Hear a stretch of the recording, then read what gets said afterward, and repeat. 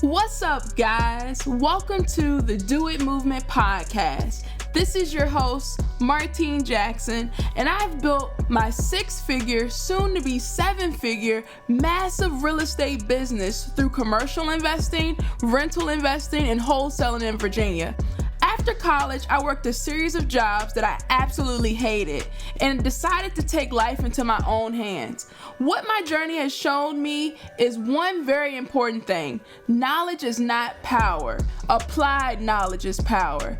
Each week, I bring you a powerful guest or tip to unravel the real estate game, and my challenge to you is that you take some of that knowledge and do something with it. The Do It Movement is here to help you create the life you desire through real estate. Now let's get to it.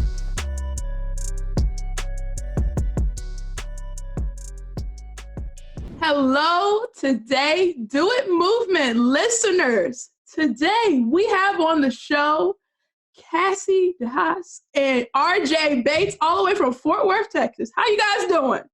Oh man, just another day in paradise. Doing fantastic. Actually, I shouldn't say that. It's rainy and dreary here. It's like the perfect day right before Halloween. That's what it is. I love this one. Yeah. Yes. Yeah, it's raining here in Richmond as well. And I don't like the rain part, but I like that fall is actually showing up. Absolutely. I appreciate that. Well, we're in Texas, so we really appreciate that fall is showing up because I'm over that 100 degrees. All right. What's the temperature there? 40-something. Yeah. Oh. We aren't playing right now. Yeah. We're pretending like we're not in Texas right now. Okay. All right. For the folks that may not know who you guys are, just share your story. How'd you get into real estate? And, just give them some background on you. All right. So we're going to give the abridged version here. In 2012, Cassi and I started our first company. It was Fairway Solutions. We were a consulting agency for general contractors. That was a fancy way of us saying we were just doing insurance supplements for roofers. Okay. So say a hailstorm or a tornado or a bad storm comes through, damages the roofs, the siding, things like that. Insurance comes out, writes a check for $10,000. We would then supplement that, find all the items that they missed, and then take a percentage of the difference on the money that we were getting for the contractor. So it became like a thing for us where we really wanted to train our people to actually be in that position. So we started having them in the field, even if they worked in the office. And we started, pretty much an exterior contracting company. We did a lot of roofs mostly. We would do siding and exteriors. And we ended up getting into working for some investors, long story short. And RJ really good at telling the story about how we went from our biggest contracting project that this fool signed us up with. But yeah, we ended up working for investors, and it became very intriguing for us to be in their role. We didn't really enjoy the contracting part of it, especially for residential homeowners. So we weren't in love with that. We knew there was more out there for us. We just weren't sure what it was yet. And the key to this story right here is that we just did it, though. I'm gonna throw that out there every single time I can during this interview. You should tell that story. I was all trying to work through it. Yeah, no. But you actually should for this podcast. Tell So we're over by SMU, which is a very nice area in Dallas, and these are $1 million to $10 million houses. Okay, so very nice area. And I'm telling Cassi, I'm like, look, we just need to land a big job. And instead of trying to go out and get a bunch of small ones, let's land one big one. This will change our life. And so we're in Cassi's Kia Soul, okay, and we're door knocking, and we've got no ladder. But our plan is that Cassi is going to go knock on the door. And my thought process is who wants to talk to a big bearded guy and they can talk to a pretty lady? So we're going to send a pretty lady up there and say, hi, we're a roofing contractor and we would like to give you a free estimate on your roof. So she had never door knocked before. I had previously done roof sales about 10 years prior to this. And so I literally had to physically kick her out of the car to go knock on this roof where we could clearly see damage. Right. And she goes up there. A young man in his 20s with far too much money opens the door, and he says, "Sure, pretty lady, you can go give me a roof estimate." And so she says, "Okay, we'll be right back in about an hour," because we had to go to Home Depot to go buy the ladder. Right. So we had to buy a trifold ladder that was small enough to fit into a Kia Soul, but had to be tall enough to make it to this 3-story roof. Right. So we do that. Cassie goes up there, damaged. We get the roof claim. We ended up making, I think, like $20-something thousand on this deal. When I went and I picked up the final check, he said, "Do you do remodels?" And I said, "Of course we do." And he said, "Okay, cool. I just bought a house to flip, and the key is in the mailbox. Here's the address. The project's yours. Tell me how much it's going to cost."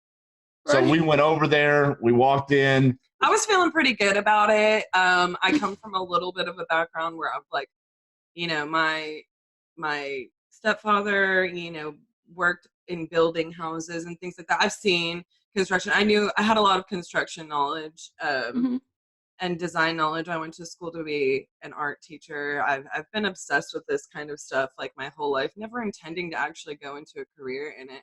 I'm feeling pretty confident before like we get to the house. I'm feeling pretty confident, even though I can't hammer a nail, because I have no fear about taking action. Hiring people. It's just hiring people, right? So we went over there. We bid the job. But while we were doing the project, I mean, it was a very difficult project. We walked in and needed hazmat suits. It's to this day one of the grossest houses that we've ever seen. Right. But as we're walking the house and with the buyer, you know, our client, you know, I asked him, "How'd you find this house?" And he was like, "I bought it from a wholesaler." So this intrigued me because I'm like, what's a wholesaler? And then I start realizing a wholesaler was basically what we were doing, just in a different industry. You know, as a general contractor, we have the subcontractors that do the work and our client, and we're the middleman. And as a wholesaler, you've got the cash buyer and you've got the motivated seller, and you're the middleman. So I was like, this is basically the same concept of what we're doing, but instead of having to go to Home Depot and buy sheetrock and tile and paint and deal with all this crazy stuff that I despised, I was like, this is a lot easier, and real estate really resonated with me. And I also realized there was a lot more money in this as well. Right. So this eventually led to us. And better time frames for cash flow. Absolutely. So it eventually led to us trying to wholesale. And in August of 2014, we had gone through some education programs that we won't name names, but they were very overly priced and not very educational. But we learned enough to be dangerous. And so I was told what I was supposed to do is go find houses on the MLS and get them under contract. And when I did, we were going to put it on Craigslist, because this is the whole process that they taught us in this educational program. Okay. So we did that and we took action, right? We just did it, and we put a house under contract off the MLS. I was literally like biting my nails the whole time. I'm like, what is this fool doing? Trust. Yeah. Trust. So we did that. We put it on Craigslist, and within about an hour of it being on Craigslist, I got a call from a buyer. He said, "Hey, I want to look at your house." And I freaked out because I didn't know what to do, because again, this is on the MLS. So there's two realtors involved here, right? And I'm like, hold on, I've got to call my realtor and see when we can get you in. And he's like, no, don't worry about it. The window's open. I'm crawling in right now. Were you in Vegas? We were in Vegas. We were in Vegas. And so I'm freaking out because we're not even in town. And he crawls through the window. It's I'm vacant. trying to like pay attention. And RJ's like, hey, this guy's crawling through the window. And I'm like, what? So he crawls through the window and says, okay, I'll take it. And we did a double close on it because that's what we were told to do. Thank God we got referred to an amazing escrow officer. Yeah, and the escrow officer explained that we didn't have to use transactional funding Which we were taught you had to do. We were told to do through this educational program. So we did a pass-through double close on our first ever wholesale property. We just couldn't believe. We're like, wait, it's even easier than we thought? Right. Right.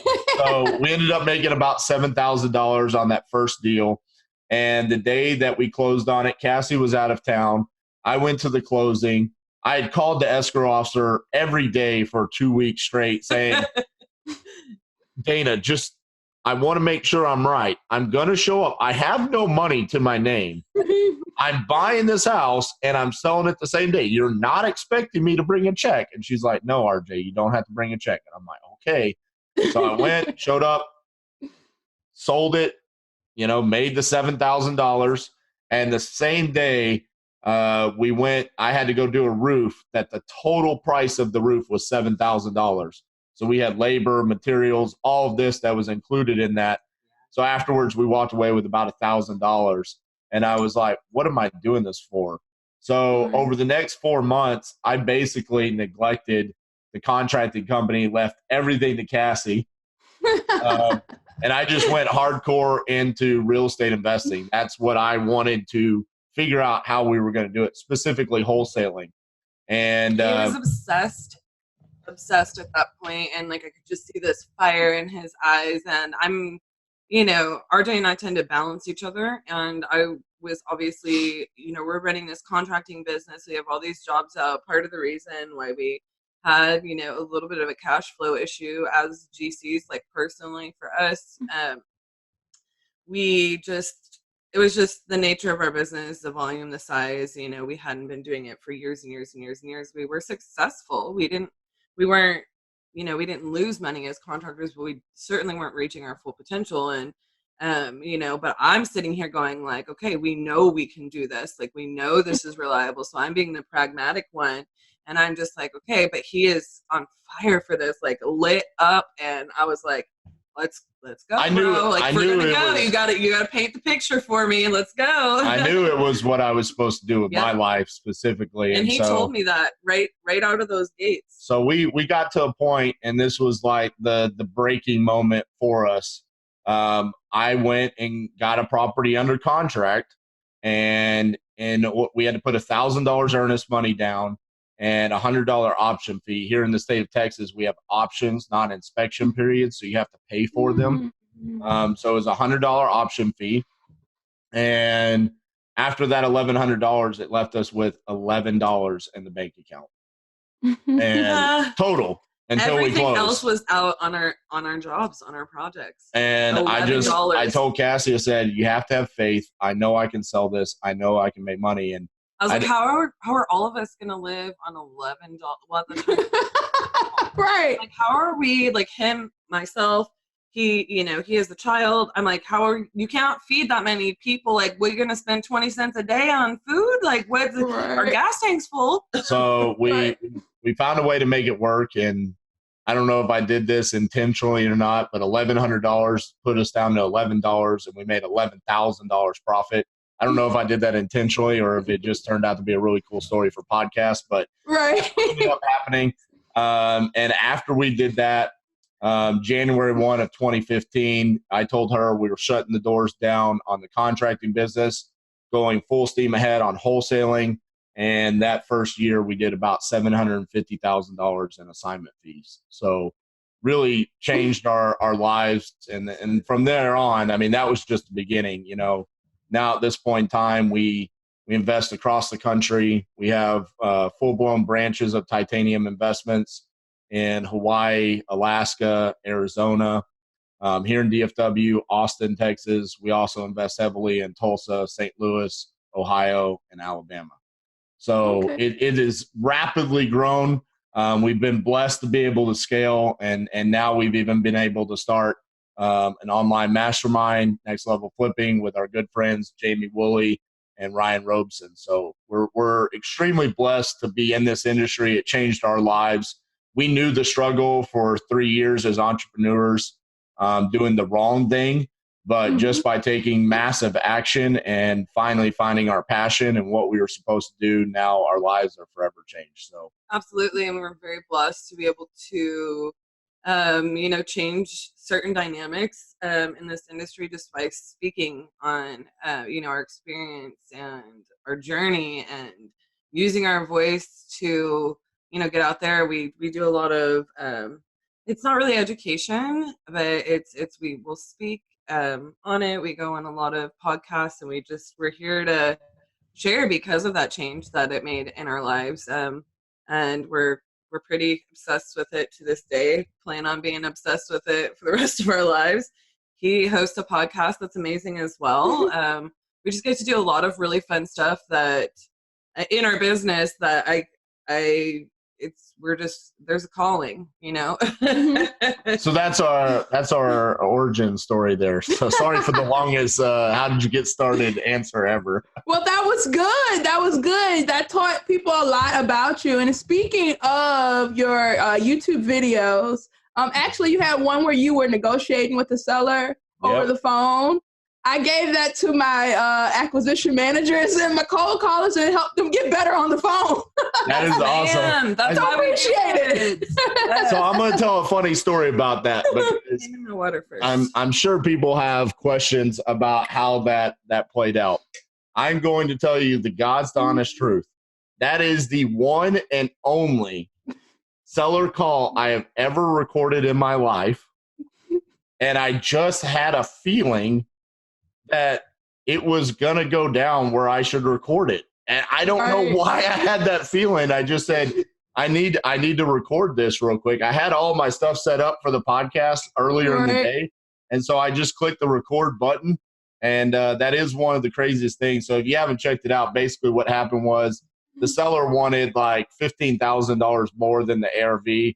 And so I had to make an offer for $120,000 less than their asking price. We actually contracted it. We closed on it. And here's the crazy thing. So if you haven't seen the video, go watch it. But we're now closing on that property tomorrow on the back end now because we flipped it, right? Right. We didn't flip it. We didn't do the work. We bought it. We did no work to it. We didn't intend to do that at all. Like we had our contractor ready to go out there was tenants that lived in the house, okay? Mm-hmm. And we knew that. And so we gave them a couple weeks to move out. So we couldn't start the work. And so I saw a post in Next Level Flipping from one of our members that he had previously done this. He just bought a house and submitted it to Open Door to see what they would offer. Right. And he ended up netting the same amount as he did if he had done the work.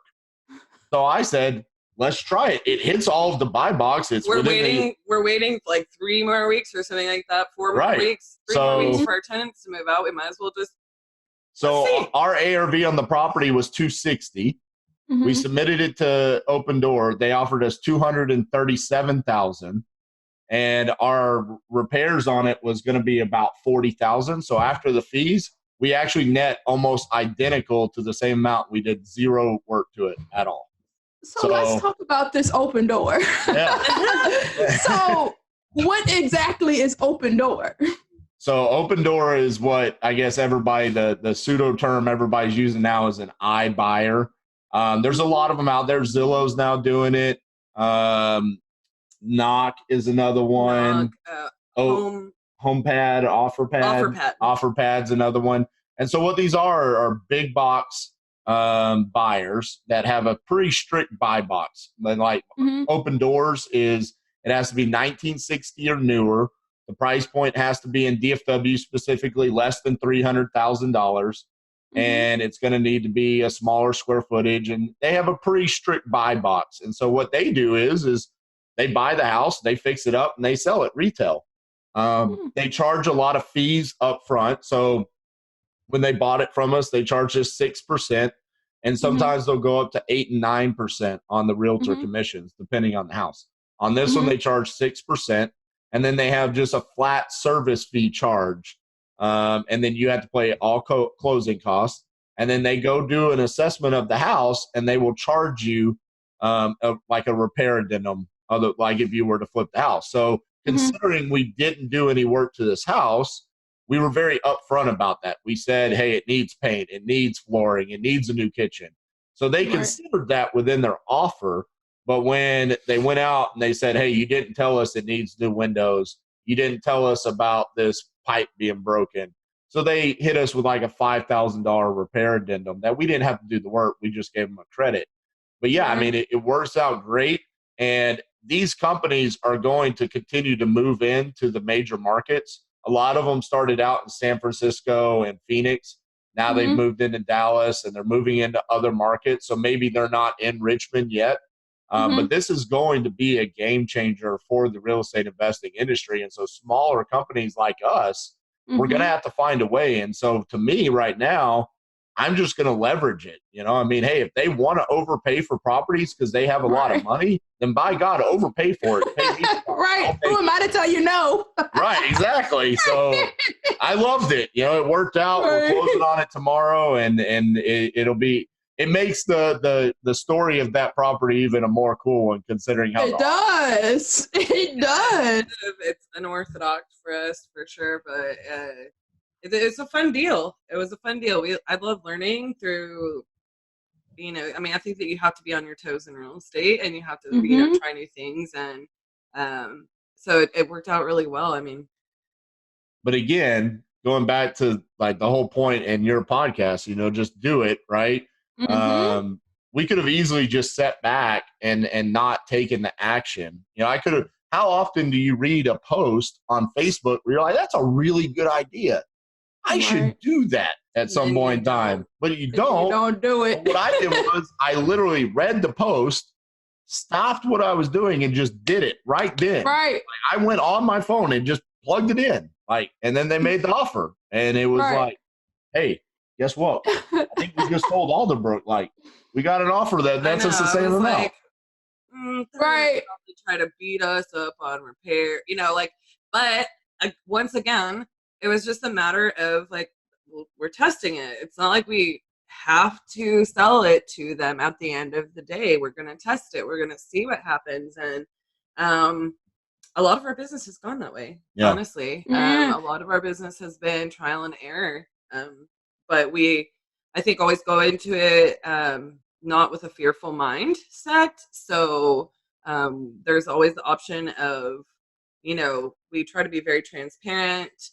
We try to be very open.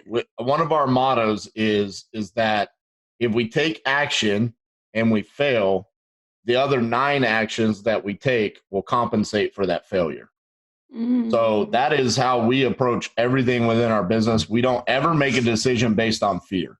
That is one of our core values, is just, we're not ever going to base anything that we do on fear that it might not work. And in return, what that's led to is just a lot of massive action, you know, us not having a fear of going to flip a house in Anchorage, Alaska, or literally in the most remote location on the planet, Hawaii, you know, where it's a whole different world. It's a part of the United States, but it's not the United States. It's a whole separate country. And we found a way to do that in those locations. Yeah. I mean, and then another thing about it too, is like, a lot of people talk about this kind of stuff, but they don't talk about, you know, overcoming like your initial fears when you're in business is one thing, but it's very different, you know, the further along you get with experience. You know, RJ and I trust ourselves to make wise business decisions, and we trust ourselves to really, you know, seek counsel outside of ourselves if we are in a position to where we don't know exactly, you know, what the best answer is. Though 9 times out of 10 we're pretty decisive, but that's another thing I would say that's gotten us through, is that, you know, we're never afraid to ask questions. We don't go into it with fear. We're pretty fearless, but we also trust ourselves to be flexible, to make pivots when things come up, because that's real estate, right? And so often I think so many people look at it and they're like, they think of all the bad things that could happen, and it stops them from taking action. And we just don't approach things that way. We trust ourselves to make good choices, even when things come up that aren't ideal, because they do, you know, they do all of the time. So, you guys are like the perfect guests for the Do It movement, because you hear an idea and you just take action. You don't analyze it to the T. Oh, well, this, that. Like, and you like, people that do that, they kind of talk themselves out of doing it. Whereas you could just do it and learn from the experience. If you make a mistake, it's okay. You can pivot. Can pivot, learn from the mistake. Yeah, we got asked to speak on stage about helping people that were newer in the industry. What could they do to get started? And we were speaking along, people that we highly respect. And I'm not downplaying anything that they talked to them about. But a lot of it was about tactics, strategies, what lead, what list do you pull? What lead generation tactic do you use? And all of that's very important. But I feel like all of that can be learned through Google. And when we got up there, what we talked about is the number one thing that we see that kills newer people in this industry is analysis paralysis. They literally just sit there and kill their business because they don't want to take the risk of buying a list or doing texting or RVM or direct mail, because they're fearful of, well, if I go spend $10,000 on direct mail and I don't get anything, that could shut my business down. We really trust ourselves to make it worthwhile or minimally break even. Because we're not afraid to get in there and dig in and do the work ourselves to this day. Obviously, when RJ is recording a seller call, it's like we're on the phones every day in our business, but at the same time, we do pop in and out of every aspect of our business all of the time, both of us. So we feel like it's really important to keep your thumb on the pulse. But it also goes back to what kind of dedication do you actually have to your company? Like, if you told me right now, RJ, you have 5 hours to go find someone to sell you a house, and your life depends on it, I'm probably going to get one within an hour. I will find someone that needs to sell their house, because in 2019, the information is available to you. Right. You can immediately call a title company and say, title company, send me the pre-foreclosures in 76137, and I will go hit every single one of those houses. I will be banging on the doors, knocking on the windows, calling them, texting them. If you feel like your life depends on it, then you can make it happen. And that's pretty much the intensity that we take with this on a regular basis, which is a lot of times we don't spend a lot of money on marketing. We go make it happen just through creativity and the resources that are available to us for free. So people are blown away when they find out we don't actually spend $50,000 a month on marketing, but we're able to do the volume that we're able to do. And a lot of that just goes back to taking that action that we feel like other people aren't willing to do. Yeah, it's going back to the roots. Like we always say, like, sometimes for us it's a blessing and a curse still that we're very scrappy, because we started scrappy. Like, that's how we started our business. We're in there. We'll get scrappy. We're not scared of it. But that's also really difficult to train. So sometimes. Yeah. And where this really hurt us is when we tried to scale our company. And I'm a huge advocate for this right now. Like, I want to be completely transparent about all of our stories. Like, have we done really great things? Yeah. Have we failed? Absolutely. Like, we have let people down in some of our markets that we went into because RJ and Cassie were so scrappy and we could go make things happen. We thought when we partnered with somebody else in another market, they were going to just have that same passion, that same desire, that same approach. And I don't think it's always been like our failures in certain ways with other people have not always been due to a lack of desire or wish, but it's due to a lack of inability to transfer our scrappiness. Like, what's your favorite sport? Basketball. Basketball. Okay. So we'll use sports analogies always. Since I'm a Raptors fan. Okay, I love the Dallas Mavericks too, but my weirdo team is the Toronto Raptors. Okay, I like wherever LeBron goes. Okay, so I'll use Kawhi Leonard since he was a beast last year, basically won the championship for the Raptors. That guy was willing to do whatever it took to win that championship last year. He was willing to do more than other people. And that's what allowed him to get to where he was. You know, I mean, he went to San Diego State, which is not a big school that's known for breeding, you know, great NBA players. But yet he was able to go to the NBA, create a name for himself on a team that really was already established. You know, he went to the San Antonio Spurs that already had a dynasty going on, and he cemented himself as the man on that team. He was willing to do things that nobody else was willing to do. And that's for us what we always try to do. And we've aligned ourselves now. We've actually leaned out our team very significantly. At one point in time last year, we had over 70 people working for us. And at this point, all of our branches, not like right. But now at this point in time, we've leaned out to where we're down to less than 10 people total on our team. And life is so much better. And you know what's crazy? We're making more money and the volume hasn't suffered. Right. That's so what's crazy. Who qualified? The scrappy folks? Yes, absolutely. Well, we have this our partner in Hawaii, Elijah De La Garza. He brought this culture of being warriors and what that actually meant. And it's something that we've embraced here. And what we realized was we had a lot of people on our team that that weren't warriors. They wanted to say they were, right? Everybody wants to say they want to be a millionaire. You know, it's like that saying. Everybody wants to be a beast until they find out what beasts do. Right. And that's pretty much what happened. Like when we started telling people what RJ and Cassi do, it was like they didn't say this word for word, but it was almost like, that's not fun. I'm not willing to. Absolutely. And I'm not trying to go negative here because it feels a little bit negative, but I do want to highlight this actually because the unwillingness to do what it takes, the unwillingness to act like you actually need that deal to survive as a business. That scrappiness, like so much of that is part of being a warrior.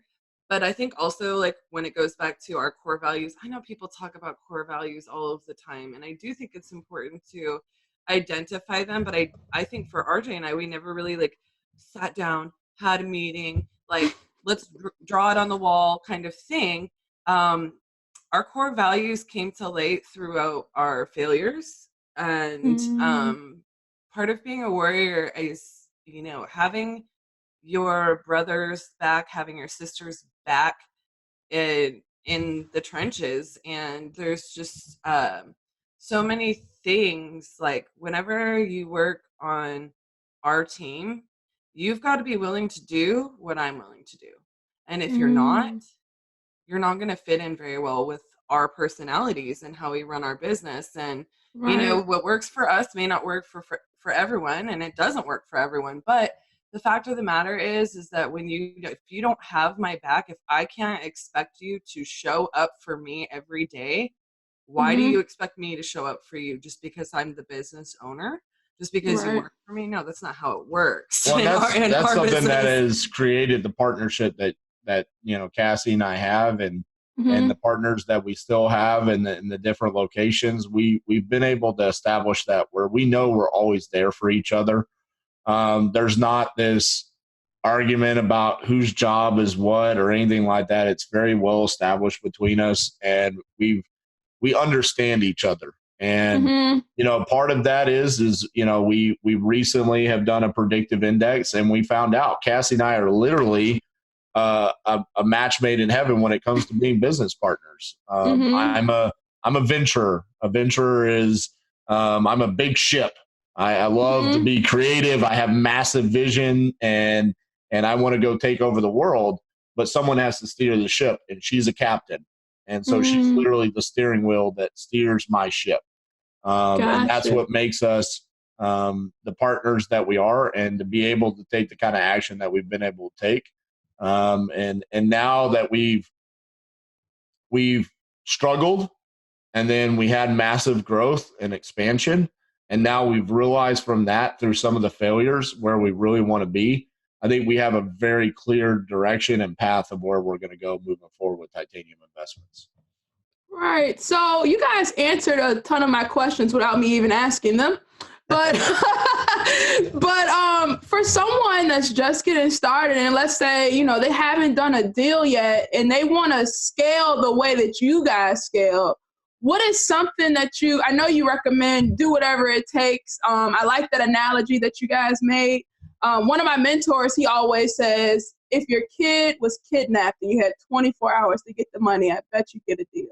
Yep. I love it. That is like that's like very similar to what you guys were saying. Yeah. So I guess you can maybe give them an example, give them some advice, whichever way you want to take it. But if they want to scale massively, like from the gates, go from, you know, I ain't done a deal to I want to do a lot of deals or I want to make big profits. What's something that you would recommend? We actually recommend that you don't necessarily do what doesn't fit your bandwidth. I don't think, you know, there's a lot of talk about scaling, and obviously through our experience, we're not like going to deep dive into it, but, you know, we scaled so fast that we had to like reverse in ways. Right. But I don't feel like you should scale beyond your bandwidth. And I mean that to say, it's not about scaling super fast. It's not about the size of your team. It's not about how many deals you do. It's about running an effective and an efficient, a smart business. Time-wise, financially, how much profit are you making? Are you bringing people on board to your team to handle what you can't not handle, and growing your business in such a way that you have people that are going to be warriors for you, for your business, that you're going to go out there and be warriors for, that are in the right seats, in the right positions in your company. Because if you don't, you're going to scale really big and you're going to have to keep replacing those people. Are you prepared to actually fully train them? You know, those are the things that I would really, really focus on, and less about how quickly you scale, more about how healthy, the health of your business. So I say write out a solid business plan. Like, look 5 years into the future, you know, what do you really want your company to look like? Yeah, it's very important that you reverse engineer where you want to be. Yes. So often people start and they don't have a vision of where they want to go. And we did this, right? Yeah. So we went from nothing to $750,000 in assignment fees. And then it was like, hey, maybe we should flip. Maybe we should do an Airbnb. Maybe we should do a rental. We didn't have a clear path of where we were going. So we just did everything, right? So we always advise people, decide where you want to be, reverse engineer how you're going to get there. And then as far as if you've never done a deal and you don't have money, let's talk about that real quick. How can you find deals, right? Because a lot of this is like mindset stuff and it's not really tactical. So here's some tactical things, okay? Facebook Marketplace. It's always available to you. Everybody spends at least a couple of minutes on the toilet every day, and you can make an offer very quickly on Facebook Marketplace, okay? Right. So go on Facebook Marketplace, find the ugliest house, and you can message them right then and there, and you can make them an offer, okay? That's an easy way to do it. You can always find deals on the MLS. I know people think that that's crazy, but guess what? You can do it, okay? So if you want to flip, you can do that. If you want to be a landlord, you can do that. It's really difficult to wholesale off the MLS, so maybe you can't do that, but you can find them on the auction sites. So hubzoo.com, auction.com, zome.com, which is XOME.com. You can find great deals on that, especially in locations that maybe aren't crazy, super hot. Like, for example, the first two flips that we did in Hawaii were from hubzoo.com. And we made over 6 figures on both of those flips individually. Okay. And those were just out there on the auction site that's spending $0 on marketing, and they were available. The first one we bought came from a wholesaler that got it off of hubzoo.com. Okay. So we bought it from the wholesaler, paid him a $20,000 assignment fee, and then flipped it and made 6 figures. Now, when we sold that, guess what we decided to do? Hey, let's go to his lead source. Let's go to hubzoo.com and find it ourselves. And that's what we did. And literally, it was one street over. So we did it on this street. We found another house on this street, one street over, basically the exact same flip. So those are a couple of the ways. Also, JV agreements. Yes. JV agreements are a fantastic way, and I actually talk about this like very operationally, whereas RJ talks about it like, oh my gosh, it's so easy. Here's how you do it. But operationally, for me, it makes a lot of sense if you're starting out and you haven't done deals, or if you're starting out and you're trying to scale. So this applies to both, to JV, because the reality of it is whatever that process map looks like, whatever your business looks like, if you want to scale or do more volume and you want to do it effectively and efficiently, you've got to have somebody else to sit in the other seats. And by JVing, if you're talented and seller negotiations and acquisitions, but you are cyclical in your business, because then you have to go focus on the dispo and the closing and transaction coordination, it's very easy to JV and dispo that out so you can go focus on the next deal. And when you do the numbers, you can actually make a lot more money by actually JV partnering with somebody, or if you're not prepared to actually hire and train somebody. And so delegation and outsourcing are really big things if you're learning. If you're learning how to do it, people come to us to JV all the time just so they can see our process, so that they can see and hear and be in it and be in the language. And then additionally, in other ways, realtors, we work with, I have a real Hold on, real quick though. I want to go back to the JV agreement, because I think this is crucial for people that are just getting started, okay? What Cassie is specifically saying, we're going to use me and her as an analogy, okay? Cassie is the big-time investor, wholesaler in your market, okay? She's the person that's doing 30, 40, 50 deals a month. I'm the person that's never done a deal before, okay? My job, my role here is I'm going to go find a property. I'm going to get that property under contract, and I am going to sign a JV agreement with her to do dispositions. Majority of the time, I think this should be a 50-50 split, okay? So you're going to 50-50 split the wholesale fee. And the reason why is because you are now going to leave half of the responsibilities, really almost more than half of the responsibilities of your company, to the larger company that's more experienced to you. And you can solely focus on lead gen and acquisitions.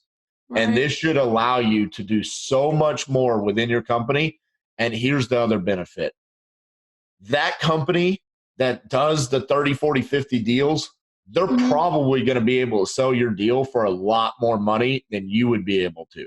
So in all reality, even though you're giving up 50% of the profit, you're probably going to net about the same, because you don't have any clue the kind of buyers that this other company has. Well, on another note as well, you're focused on perfecting the acquisitions process. So this is really good for people who are newer. We get asked all the time by people who are wanting to scale or become more effective, do higher volume, or really what they should be focused on, make more profit. So we get asked this stuff all of the time, and it's like, it makes perfect logical sense to me, but I never really have said it this way. You're able to focus on and perfect the acquisitions process. So once you have that down and you can really train people to take over that position or that seat, or break it up in segments that make sense for your company, and you want to go build, the disposition side more, like that's how we've done it. People, when we were first getting started, talked about having the biggest buy. You have to have the biggest buyers list, and it's like, no. We have done hundreds of deals across the country. We still almost JV on every single one of our deals. Like, let that sink in, because I'm telling you, outside of analysis paralysis, the scarcity mindset for newer investors is about the second thing that kills them. No, 50%. Why would I want to give up 50%? You're not giving up anything, okay? You are partnering with someone to help you do more. Yep. That is what you're doing. So. That's some good advice. That's some really good advice. So what I'm picking up is that RJ, you're the visionary, and Cassie, you are the integrator. That's what I'm picking up. So it's there's really a little bit of that traction. You must have read Traction.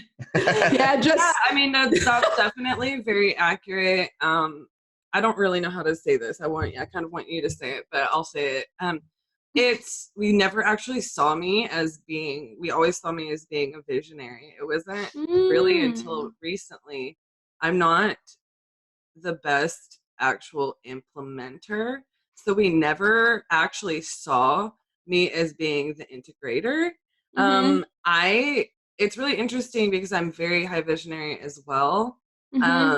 She's good at controlling my chaos specifically. So yes, she is the integrator and I am the visionary, but we have on a smaller level, it's hard for me to run a small business. So what's funny about this is when we started Next Level Flipping with Jamie and Ryan, they're very big about EOS, which is essentially what Traction teaches. And so we are now doing the level 10 meetings, the rocks, and all of this stuff within Next Level Flipping.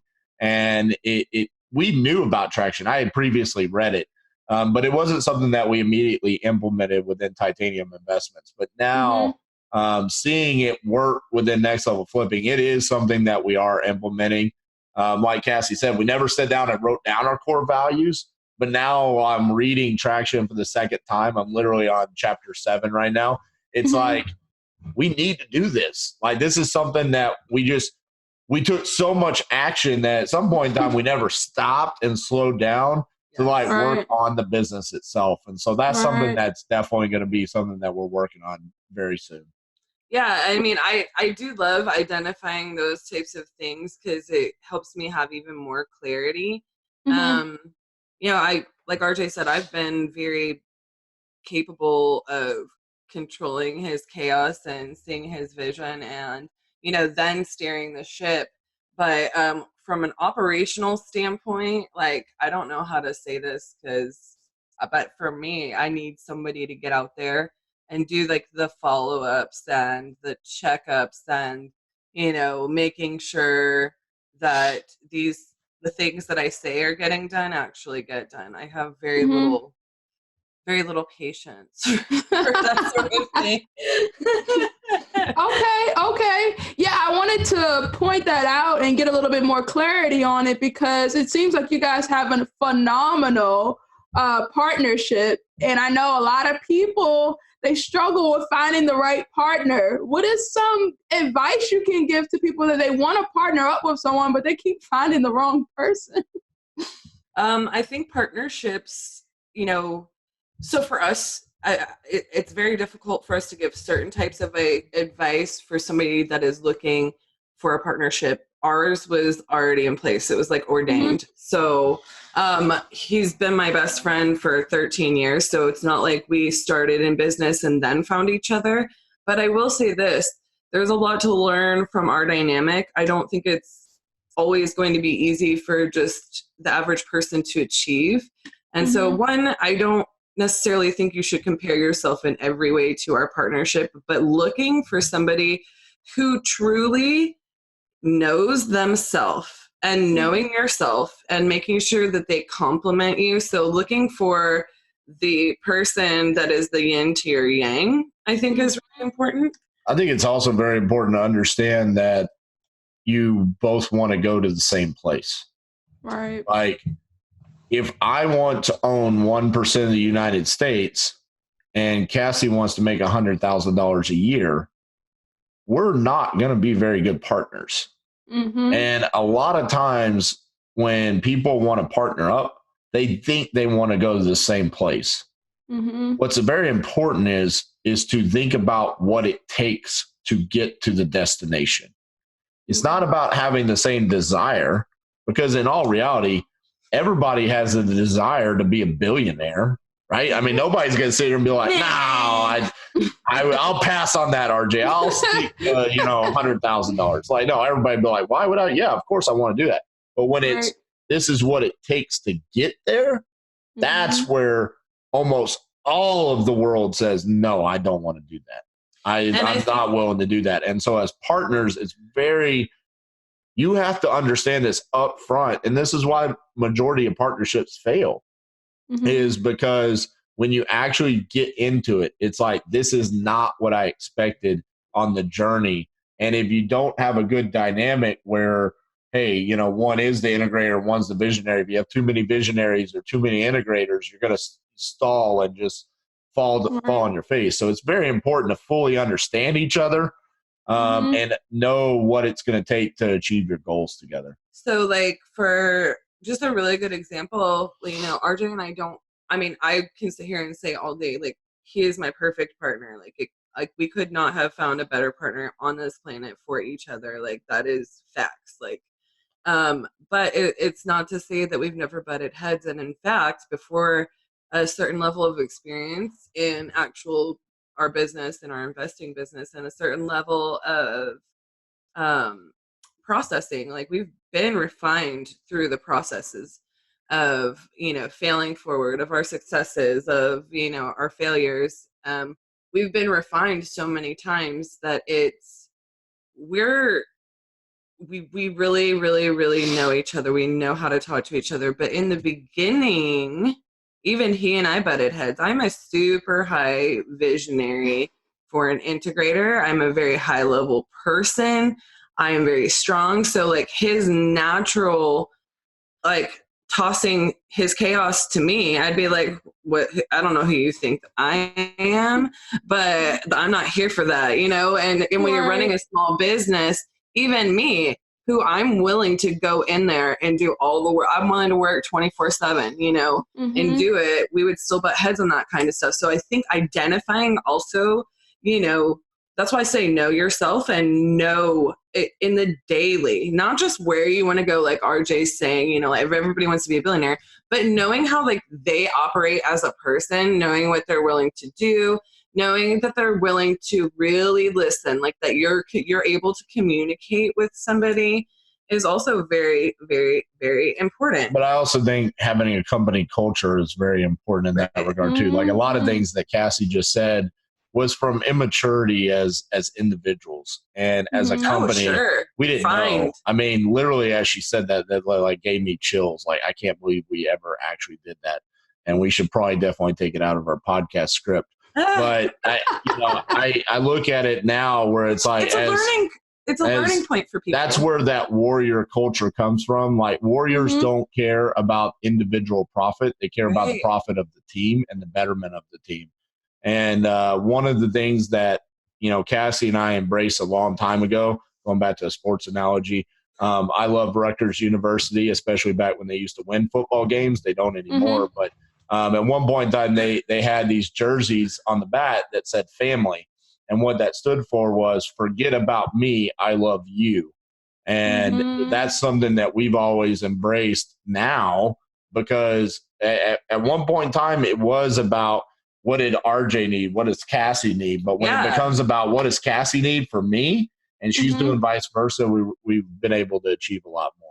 Yeah, I mean, and we're very fortunate to have already had that like instilled in our roots, just because of our relationship to each other prior to starting a business. And so that is one of the reasons why I pointed out. And you know, a lot of people aren't going to have that from the get-go. You know, where like that's at the core of us. That's way more important. So that's part of what got us through some of those early battles early on in our partnership. And I think that's where a lot of people start falling apart, is like they just don't communicate, or they start to think like, you know, ooh, I'm going to pull back here because I don't know, but they don't also vet out who they're dealing with. But at the end of the day, I think it's also really important to kind of note, like, you don't have to partner with somebody like you're marrying them. You can, going back to the whole point, you can test the waters. You can date. You can date a partner. Right. You know what I'm saying? You don't have to know it all going into a partnership. You can JV on everything to test the waters, to see how it works, to see, not necessarily that you have to win every single thing in the beginning together, but you can test the waters just to see like how you communicate through successes and failures and how you work together. So, I mean, that's just another key factor. You can vet out a partnership just like you vet out an employee. Okay. Well, I want to wrap this up, but let's just talk about next level flipping. If anyone is interested, how would they, like, who are you looking for, and how would they find out more information? So yeah, Next Level Flipping is our online mastermind group. There's 2 separate groups. So the first one is for people that are doing 26 or more deals a year. And you can find more information about this at nextlevelflipping.com. But the first group, 26 or more deals a year, this group is very focused on high level, people that are really trying to move away from wholesaling and flipping, and they're wanting to move into multifamily, commercial, land developments, things along those lines, mobile home parks. We have some of the nation's top investors within this group. That group's about 250 people in it at this point in time. And then we have the Rising Stars program, which is really run by Cassi and myself. That's for people that are doing 25 or less deals a year. And this group is very focused on the structure of how you build a team for wholesaling, flipping, or being a landlord, maybe even doing owner financing. These are all things that we're very well versed in. We have, live Q&A sessions. We bring in service providers that we all use within our companies to answer questions about their systems, like Beast Mode CRM, Lead Sherpa for texting, Yellow Letter HQ for mail, batch skip tracing. These are some of prop streams. These are some of our service providers. We also have massive service provider discounts within our group. To be quite frank, it's, the Rising Stars program is $100 a month. Next Level Flipping group for 26 or more is $250 a month. If you just use the discounts that we give, you're actually profitable by being in the group. And so all of the content and everything, the networking that you get within the group is just an added bonus. So we're very excited about it. We just rolled out the Rising Stars program about 2 months ago, and we're already over 100 members. We really think that this is going to be a game changer for the real estate investing industry as far as masterminds go. I think people are kind of past the traveling and spending 3 or 4 days at a mastermind and spending $30,000-$40,000. And also to that point, for me, the thing that that's super amazing to me about it is that you can bring people in from your team. So you're not having to travel with people in your team. But I would be a part of so many masterminds, but I just don't have that kind of time or capacity travel-wise 4 times a year. They run into each other date-wise. And this is just really there year-round, and you're able to just tap into it. A lot of times when we would go to masterminds, I would just be like, oh my gosh, I got so many good things out of this. But by the next meeting, if it's quarterly or whatever, I've only implemented so much into my business, because you get back into the grind. So this is actually more, for me, just another source that's just organic, that fills that gap in the industry. It's not like education. It's not just mastermind. It's not just, it's kind of cumulative to all of those really good things that we get out of. Here's the last thing I'll say about Next Level Flipping, and we'll end the sales pitch. But I'm just talking. It's just facts.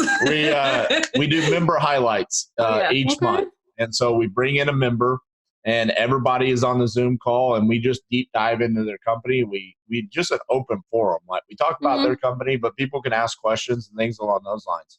And yesterday, one of our members, he's a solo entrepreneur. He's all by himself in his business, and he's sitting in too many seats. And so he was asking the group, what can I start delegating? Where can I hire VAs? What should I outsource?